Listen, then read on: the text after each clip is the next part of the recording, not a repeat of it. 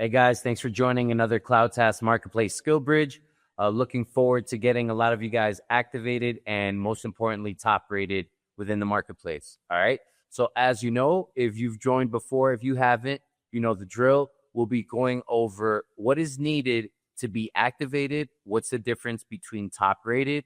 And yeah, we have a few, new things coming to the marketplace that we'll share it towards the end, right? If you guys have questions, feel free to jot them down. And we will have our Q&A session towards the end. All right, so let me start sharing screens in just 1 second. We'll go into the marketplace, right, where we can see exactly what is needed. All right, share screens. All right, awesome. So straight here in the marketplace, we'll go over to, candidates, right? We'll check out, let me zoom in a bit.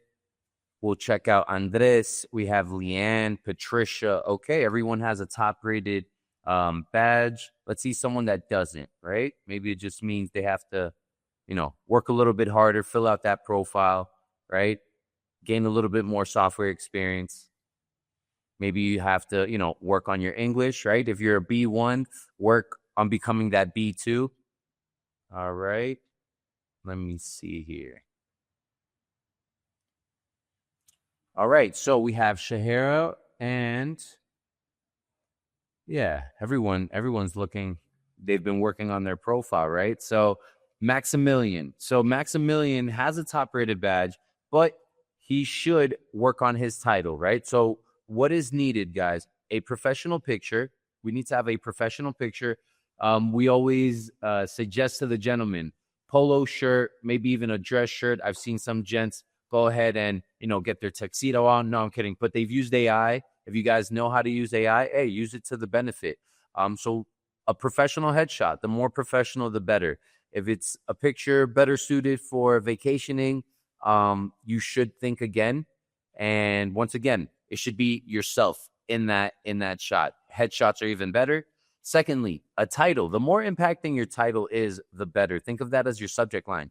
Maximilian needs to, change this generic one to a more impacting title. We always suggest you guys put amount of years that you've been working and what type of industries. Has it been B2B, B2C? We'll throw in, what type of tools we've used. And if you have any specific success metric, success story that you would like to share, this would be a good opportunity. Because again, your title is more of that subject line, right? So I clicked on it, but let's say, I'm sorry if Sandra, I'm gonna call you Sandra, client focused operations manager, real estate and property management, BPO and financial service expert, 9+ years of leadership experience. So I'm gonna be more inclined to clicking on it and checking out her about me section.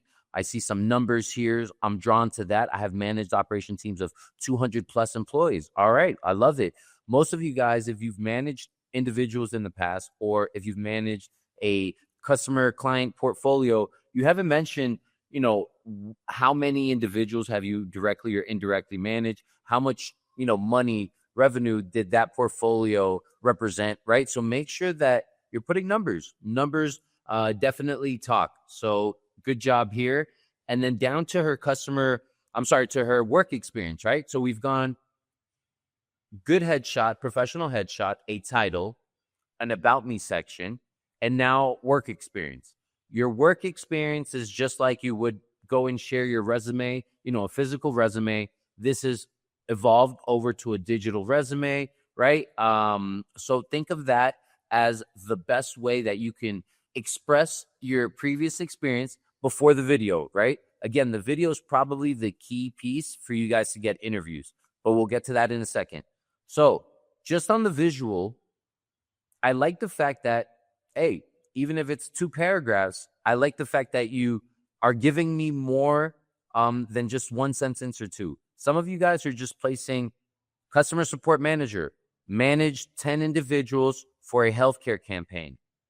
Opportunity for you guys to definitely share at least a paragraph, 4 sentences. Give us 4 sentences, and that will allow you to list out what type of tools you've used, what type of KPIs you've been held accountable and you've been able to achieve successfully, right? How many people you've managed, what type of industries. So again, Guys, if you're listing 1 or 2 sentences as your work experience caption, you're not going to get a top rated badge. You're not going to get an interview, right? You got to show your effort, right? And we'll help you guys out. So customer support manager, got a good idea of what Sandra was doing there. Billing specialist, loaning account officer, process, record, and reconcile all loan transactions, including disbursements, payments, adjustments, and write-offs. Maintain accurate. All right. So I'm getting a better sense of what she was doing before. If you guys aren't doing this, you're not helping yourself out. So make sure that you have a professional headshot. Good job there, Sandra. Good title, impacting title, not just I am an operations manager, right? They'll see that in your work experience. So make sure your title is impacting. It's your subject line, right? If it's enticing, someone will click on it, check out the rest of your profile. Now, after that, the About Me section. Give it some love. If you don't have at least a paragraph in there, go back. Use a little bit of AI. It's fine. It's fine. Give it a really good prompt. Tell it what you've done in the past, but you definitely need to give it some love. And then finally, your work experience. I recommend at least listing 3. If you have more relevant work experiences, list them all. There is no limit. But again, list at least 3. 1 shows that you're not really putting forth your effort. All right. So moving forward, work experience. Now, most importantly, your video, right? So your video, guys, is the make or break it. So just like your professional picture, we recommend, right? We recommend that it's professional environment, right? So if you got to use AI, do it. If you have to, just choose the plain, wall in the back where you can tell your spouse, your friend, your roommate, your kids that you need to make, zero noise for this small opportunity. Make sure you guys are doing that. So dress to impress. Make sure that the environment you're taking the video from is yelling that you guys have a remote environment. You're going to represent this company, if they choose you, in a very professional way. Keep that in mind. So don't take it from your car, right? You might have to take an interview from your car, but your intro video should not be done from your car. It should be horizontal, not vertical. That way your head, shoulders can be in frame. If you're listing out what type of industries you've worked in, you can use some slight hand movements, and it'll help. But again, we recommend horizontal, not vertical. Don't have it in your hands and, you're shaking a bit. Place it down, flip it. Make sure that it's 60 seconds to 2 minutes. If you're going over the 2-minute mark, 3 minutes, 4 minutes, 5 minutes, reevaluate the video. You're probably sounding a bit scripted, and you should choose the best stuff you're saying at the 3-minute, 4-minute mark and bring it in on the 60-second or the 2-minute mark. So on the video, make sure you guys are doing that. And then be specific, guys. A lot of you guys will mention, I love working, with American companies. I've been doing it for over 10 years. Many, many different industries, many, many different tools. I've served XYZ, right? I've been able to achieve great success, but I don't mention that great success. I don't mention the industries. I don't mention, what type of campaigns I've run. So make sure you guys are being specific. The video is literally what will get you through the door. All we're going to do is we're going to promote it. We're going to push it, through our channels, share it with the company, say, hey, look, this person looks like a great match. But again, if you guys aren't putting forth that effort to earn that top rated badge, we can't, we can't help you out. So that was on activation, but I've been leaning towards what do you need to be top rated? So to be top rated, you need to be specific in your title. You need to make sure you're not putting one sentence. Same thing in your About Me section. Same thing in your work experience. You guys are putting forth the effort, right? That's one. And then again, it does come down to English level. So if you have a B2, advanced, C1 or C2, right? You will be obtaining that top rated badge, top rated plus. Top rated plus are those of you that have a C1 and above, right? So if you have under a B1 or B1 or under, then that means that we need to improve our English skills, maybe the fluency. We have to practice a bit more every day. Make sure you guys, don't mention on your videos, hey, looking forward to working with an American company so I can improve my English. You don't want to look like a student, right? What's making you guys jump on these interviews is when you're able to come across as a consultant. Maybe some of these companies haven't hired remote talent in the past. And if you've been in a remote seat in the past, right, you're going to be able to, shine some light on certain things, let it be strategy, campaigns, tools itself, right? What you've been able to achieve in the past. So with that being said, the video is very important, guys. Don't just take the first video. You should have a rough draft, second rough draft, maybe a third, right? And look at that final copy. Maybe some of you might be able to get it done on that first one, but make sure you're checking out the video and you're asking yourself, would I hire myself? Would I get on an interview with myself and then go and check out 5 or 7 top-rated individuals in the marketplace? And you be the one to decide, right?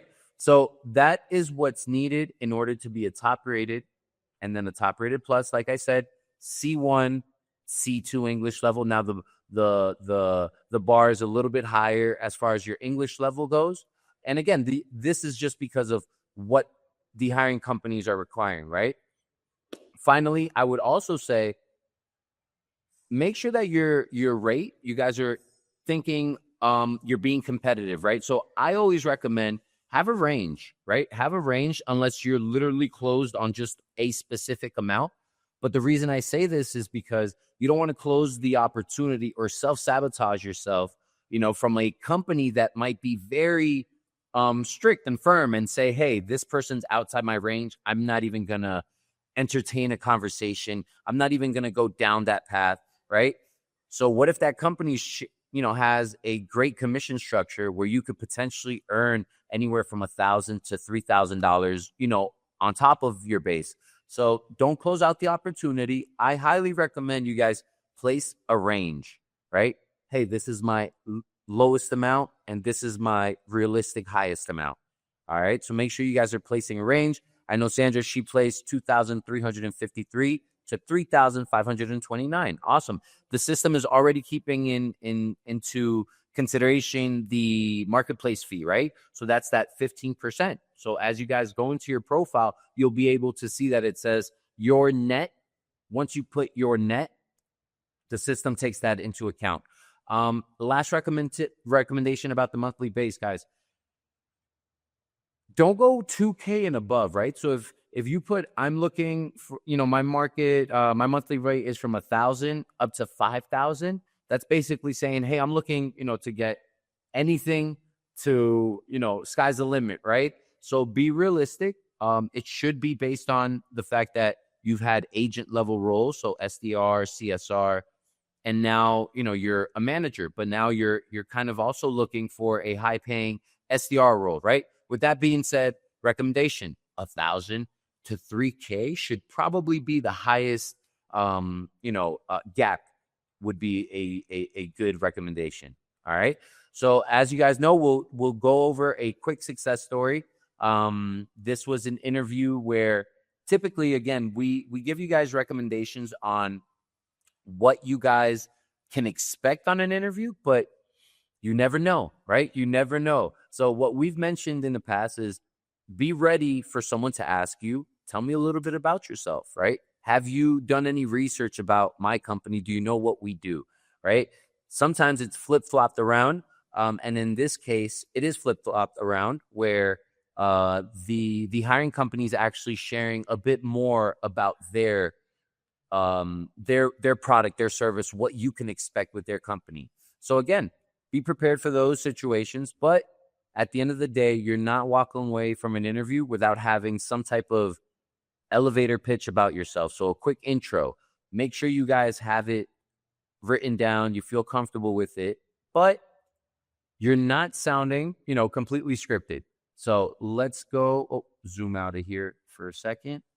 let's go into this interview where Maria and Lee are going over a customer success / account executive role, right? She's meant to onboard new customers, but when there aren't any new customers to onboard, she is meant to act as an account executive, right? Showcasing what the product or what the software can potentially do, right? And convert those into customers. So let's check out the video. Let's make sure we can hear it. Nice to meet you.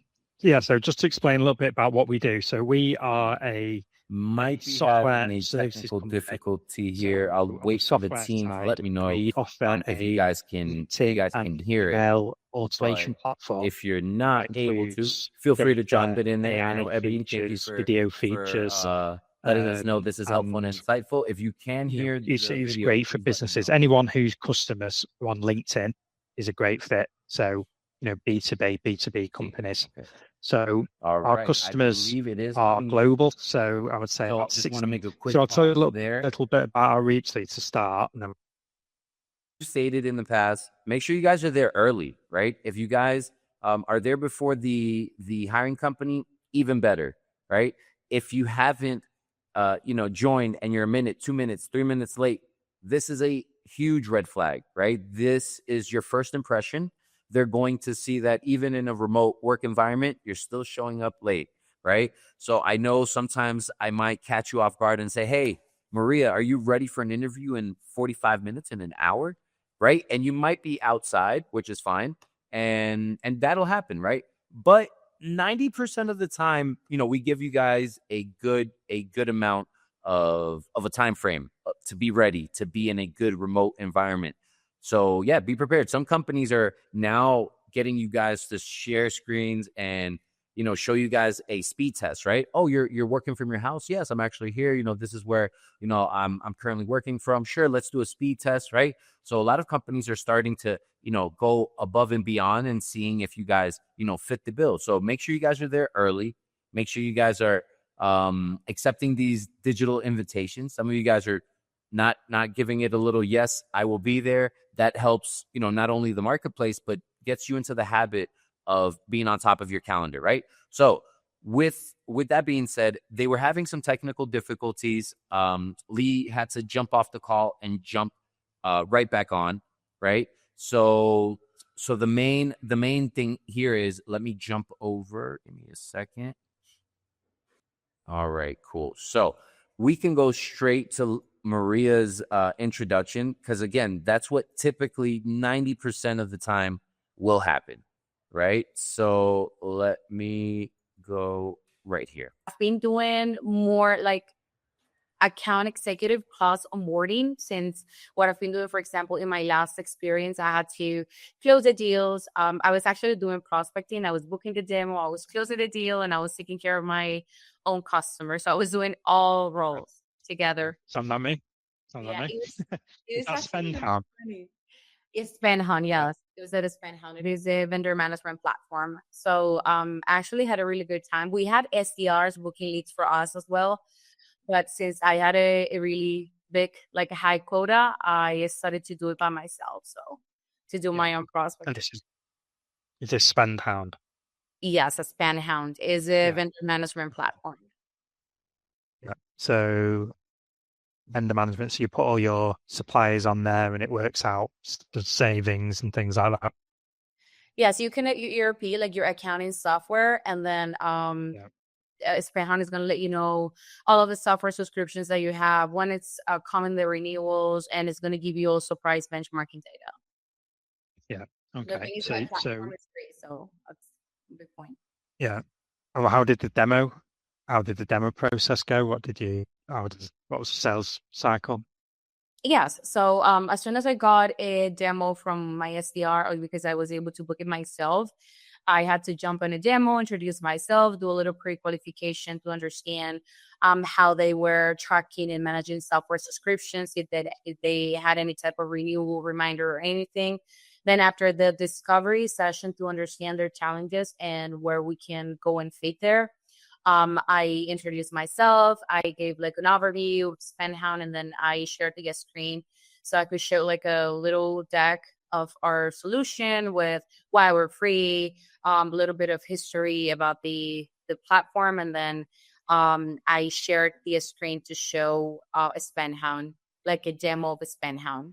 How does it look like? Okay. Yes. And that was all on one call. Yeah, I was in one call. Sometimes you could close in one call if it was the decision maker and it was the admin of the ERP. If not, then my definitely was like a follow up. Okay, so let me know, what do you think? What are your thoughts? And I would love to set next steps if you're interested, or if we need to involve anybody else on the call. And then I was doing the follow ups and then closing the deal later.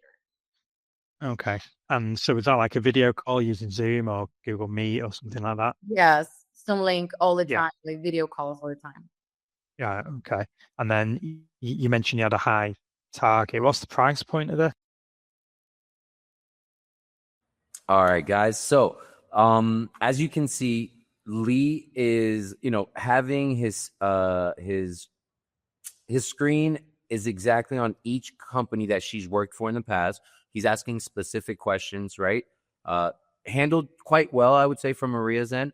I know the piece about, hey, look, I know that it might seem a little bit, easy to sell something that's free. But again, what we were selling was the data that came with their plan, right? So it's not as easy as you think. So those situations might be uncomfortable, right? Especially if you're being looked for a onboarding and account executive role. The question is, hey, how much have you been able to convert? How much money have you been able to generate for this organization? And it's initially it is a free plan, right? So coming back from that can be difficult. Be prepared. Be prepared for someone to ask you, what was it that you were doing in that previous role? Some of the questions that I've heard, some candidates get a little bit stuck on, and it's not that hard, is, walk me through, your day, what you were doing, what type of tools you were using, mention, what type of KPIs were you being held accountable? Sometimes, I would see people freeze. And then again, you got to think, what role am I being interviewed for? Because I know some of you guys are interviewing like crazy. Maybe some of you guys aren't. But even if you've had many, many years of experience in different roles, we need to hone in on what it is I'm being interviewed for and go based off of that, right? So again, being prepared for the interview, you're more than, CloudTask has definitely, opened its doors with our remote career coaches. I've jumped on calls with you guys. But if you guys feel that you would like a quick mock call where we can have an interview, we can have a quick, interaction and give you some feedback before you jump on your real interview. We've always seen this to be very, very helpful. Reason for that, you get those nerves, those jitters out, and you're able to get some insight on, hey, how can I potentially stand out from the crowd, right? Because that's really what it comes down to. So, guys, the video with Lee and Maria, again, quite positive, was because, next steps were given. So I know a lot of you guys, when you're on these interviews, you just jump off the call and you say, hey, thanks for your time, and that's it. If you are looking to land a job urgently, but at the same time, something that is aligned with your goals, make sure you put some urgency, on that interview. So, hey, guys, thank you so much. Love what you guys do. I have a few other, interviews, to be honest. I'd like to know, are there any next steps? Should I expect an assignment? Let them know that you are, fishing around and trying to see what's the best opportunity for you. And I'm looking to make my best choice by next week, Tuesday. Right. So I'm hoping to hearing from you, Lee. Have a great day. Right. So that would be a more professional and a more urgent closing to an interview. So with that being said, the interview comes down to you being prepared, right? You being prepared, you researched about the organization, you were able to get on a mock call potentially, right? You were there early, because nothing's worse than, you jumping on a call, yourself, you got there late. Now you're even more nervous, right? Or you might have a different personality and get there a little bit too cocky. But again, at the end of the day, if you get there late, not a good thing. So, guys, let's go over a few do's and don'ts. As we do, we'll go over and cover a few do's and don'ts you should do prior to that interview, right? What you should do during. So do's, as we've mentioned, get there early. Get there early. Make sure you turn on your camera. Make sure you're dressed to impress. If you got caught in traffic, right? If whatever reason, right? And you need to have, you need to take the call from somewhere else instead of your desk, your revenue generation station, whatever it is you call it. But make sure that the reason for that is strong, and you're going to be resourceful, right? So don't reschedule an interview an hour before unless it's an emergency. You guys will be able to decide what is an emergency and what is not. Don't reschedule. Make sure that you guys don't take the call, from your car or, your place of work. If you have to whisper, it's not a good sign, right? So again, make sure that when we're scheduling these interviews, you guys are aware of where you're going to take the call from. You guys do your research, but you don't get overwhelmed and start hyperventilating and getting anxious about becoming subject matter experts. You should be able to jump on their website, go and click on products and services, check out a video, and understand in a simple way what it is they do, right? The question most likely will come up. In some cases, like Lee, he might go ahead and say, hey, this is what we do. Exactly what we do to the T. That's going to be a great moment. You're blessed. But I would much rather, I would much rather recommend you guys be prepared enough to be able to say, hey, I noticed that you guys are in the healthcare space, most specifically in dental. You guys have a software, right, helping with medical billing claims. And you also help with courses, both on-site. You guys have a few courses on-site, some seminars, and they're also virtual over the cloud. Awesome. Is that what you guys do? And then close it off by asking a question. That'll make it more engaging, show a little bit of confidence on your end. And again, you'll get a genuine answer as to you're completely off. Crap. No, that's basically what we do. All right, cool. Moving forward, they're going to either ask you another question or you can go ahead and introduce yourself, right? So do your research, guys. Don't get overwhelmed. You don't have to become a subject matter expert, but you definitely need to answer the question more than just, I noticed you guys are a software company. Great. No shit, right? So that's the one thing we should do. Research enough that we feel comfortable, but don't overwhelm yourselves. Moving on. So having a clear introduction on what it is you do, what it is you've done, what you could potentially achieve for this company. So that's the moment where they're going to say, tell me a little bit about yourself. Tell me about your professional experience, both in an interview and on your video, guys. Keeping it personal is cool, but flip it, turn it on immediately to professional, right? So, hey, this is Danny. I've been in the industry for over 12 years. I have 3 kids. Those are, the people that keep me motivated in life. And, for the past few years, I've been in XY roles. I've been able to achieve XYZ. So you have to flip it immediately and then go straight into your professional work experience, right? So that moment for you to make that introduction is either going to be you gave them enough that they don't need to now start, asking every single question out of the books, but it's more, I presented myself very well. They might have 2 or 3 follow-up questions to that. And then it's opening up now for you to have questions. So moving forward, if you guys are going to these interviews without questions, you're not standing out. You're not standing out from the crowd. The ones that say, hey, do you have any questions for me? No, thank you. That's actually a negative point. If you don't see it that way, you should start. Now, having any random question is not, a good thing either, right? Impacting questions means you're showing curiosity in the role that you're expecting to land. And it also gives you an opportunity to come across as a consultant, right? So potentially if you're looking for sales positions and you ask them, hey, what's the lead source of the lead list that either you guys are, purchasing, running ads, I'd like to know what's the source of those leads, right? That shows curiosity, shows that you've done this in the past and that you're not just, waiting for a lead list to be provided. Start sending out emails, calls, and connecting without actually wanting to analyze and understanding a bit more. If you're looking for a customer support role, customer success role, if you see that they don't have a chat bot on their website, the question might come up, right? Hey, I've used chat tools in the past, especially for potential new customers, but definitely as a customer, being able to chat in with a human, I've seen that to be very efficient. Is there any reason why you guys don't have one on right now? Shows curiosity, shows that you've done it before. And again, you'll be able to showcase some consultative approach instead of just, okay, this is the tools we use. Great. That's it. So again, guys, have impacting questions, 1 or 2. It's okay to use AI. Give it a good prompt.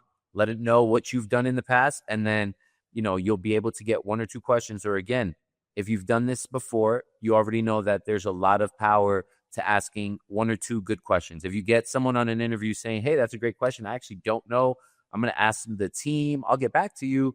That's always a good sign, right? Oh, okay, cool. This question was good enough that the individual on this call that's been with the company for 3 years doesn't quite know how to answer. Good. That's a positive.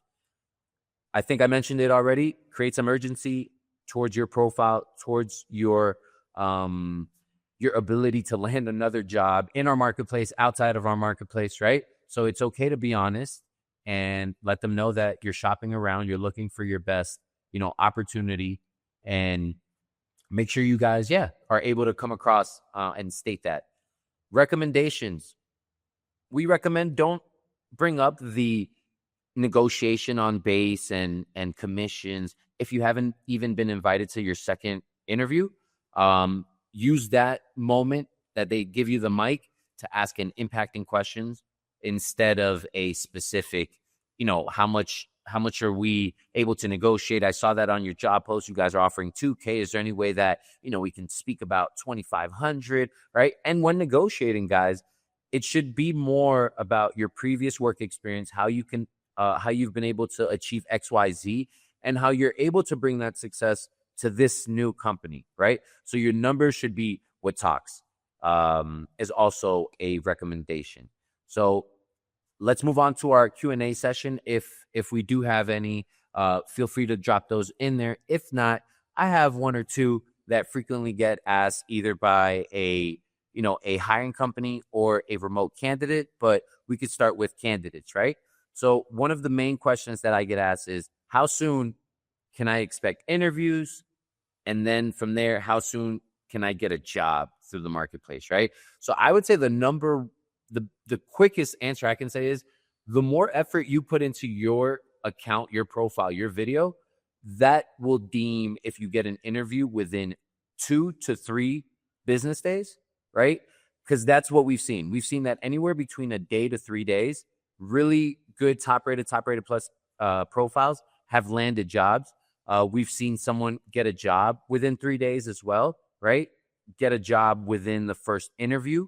After the first interview, an offer was sent, right? So that's happened multiple times. And we've also seen when you guys have denied or rejected, those offers, right? Because again, you're shopping around. Maybe it didn't meet your standards. And as a remote candidate, you guys are open to accepting and declining an offer, an interview, right? So with that being said, make sure that you guys are prepared. You don't negotiate that on your first encounter. Wait for that second one. Can I apply directly to a job post if I am a top-rated candidate? Great question. So this is a feature that we have. It's disabled as of now, but again, rolling into the new year, it should be enabled once again. And that's the differentiator, right? You guys are top-rated. You guys are top-rated plus. You guys are being promoted. You guys are getting matched with these companies, and you have the opportunity to showcase your interests, right? Showcase your interest in this job post. If you're only active, guys, it shows that you haven't put forth an effort, right? Means that your picture's not that professional. Your video shows that you probably did it once or twice. The completion of your work experience, you probably listed 1 or 2. Your description probably was a 1-sentence or 2-sentence, and your title, which should be like your subject line, was used more like a role, right? looking for SDR and CSR roles. That's not a good enough impacting title. So with that being said, yes, you can expect that, guys, as a top rated and a top rated plus. All right. What's another, common question that comes up is about the negotiation. So you guys are negotiating the price point completely. What we've recommended is typically a company's not going to go 1,000 or more above their base point. Example, if someone says that it's 1,500 to 2,000, we haven't really seen any company go up 3K as their base, right? Now, have I seen people restructure their commission? So that can be, a better opportunity for sure. Giving that insight just means that you guys are open to negotiating, but don't close the door. Don't self-sabotage yourself, because I have seen it happen where a hiring company asks the candidate, hey, what would make you happy? How much money are you looking to make? So, the individual said, hey, $4,000, but the job post was 1,500 to 2,000. So they want you to feel comfortable enough to say the answer. But again, you need to be realistic. If the job post is up to 2K, they tell you, what are you looking forward? I would recommend, hey, I'm looking for 2,500, 2,700 as, my base, right? But again, over 1,000, never seen it, guys. Once again, now, what are some common questions from hiring companies, right? So what does the remote candidate or remote professional, have? What is on them and what is on me? Guys, if you're working in the remote environment and you have a tablet, you're just using your phone. You might have the gift of gab and you might land that interview, you might land that job. And man, I don't know how you did it, but to keep the job, you need a laptop, right? You need to make sure you had some headsets, right? You need to make sure that either a desk or somewhere designated where you can sit in a good position. Some of you guys are making these video intros off of your bed, right? And if I can tell you're on your bed, the hiring companies can tell you're on your bed, right? So again, what are some common questions? What do the remote candidates, what do the remote professionals come with? You guys come with the internet, right? I know some of you guys have worked with other type of contracts where maybe they've given you a budget for not 99.9% of these companies, again, are expecting you to have headsets, laptops, internet, right? Now, software is on them, and that is what we let them know, right? Software. So you don't have to come out of, pocket for any dialers, CRM tools, right? So keep that in mind. That is a typical question that they're asking. If you guys are trying to move quick and create your profile and your laptop is in the shop, it's in maintenance, that's fine. That is fine. Make sure that you guys create your profiles. But in order to keep a job, you need those things, all right? If I refer someone to the CloudTask Marketplace, how long does it take to get my referral money? Great question. So you guys refer someone. You guys refer 10 individuals, right? It's until they get a job, right? And it's within that 30-day cycle. So I land a job the 1st of December. On the 30th of December, I will see that reflected in my partner stack link with my PayPal account, right? So yes, you guys remember it's referring, but again, it's getting them an actual job. And the biggest thing on with you guys, and great question there, is a lot of you guys might, be trying to get those first people in, but again, getting them signed up is one thing, getting them activated is another, and then getting them top rated. So my recommendation is send them over to our Skillbridge, right? So if you're referring people, send them over to our Skillbridges on Wednesday, send them over to the marketplace and let them know, hey, look, here's the remote candidate the remote career coach that helped me out. Here's David's number, here's Blue's number, here's Arturo's, Mateo's, right? So Carol, so make sure that you guys are sharing that as well, because getting them through the door and signing up is not enough for those $100. You would also need to make sure that, of course, they're eligible, right? Because if they haven't even been activated, they don't have that top rated badge, they're not really in the run. So make sure you guys are doing that as well. All right. And then finally, what is another frequently asked question from these companies. So again, and I think it's also a question from you guys. So even if you're not new to remote work or being a contractor instead of an employee, PTOs, vacation time, this is a question that comes up on both ends. So as a free agent, because that's what you guys are able to negotiate these things. Now, typically, companies are not going to offer PTO right off the bat. So we're seeing companies after 6 months to a year start offering that. Would I negotiate this now when I get an offer sent? Yes. I would not negotiate this on my first or second interview. Once I've seen an offer and I notice that XYZ is there, great. Now I want to see what I can expect after 6 months of great performance. That's great. That's what you guys should do. But again, the question comes up from there. And what are expectations as far as, vacation time? What we've let them know is you guys negotiate that. What we've seen is that the days you take off are the days your new hires would take off, right? Meaning you guys as contractors. And again, that's a recommendation, right? So if you guys are, attacking different regions, then the holidays might change, right? So keep that also in mind. But again, it's up to you guys and the hiring companies to come to some type of agreement. What we've basically told them is the days you guys take off are typically the days they would take off, just because the people you're reaching out to, either customers reaching out to you, either because XYZ. Some roles are different because it doesn't really matter which campaigns. But at the end of the day, you guys negotiate, bring that up towards the offer stage, my honest opinion.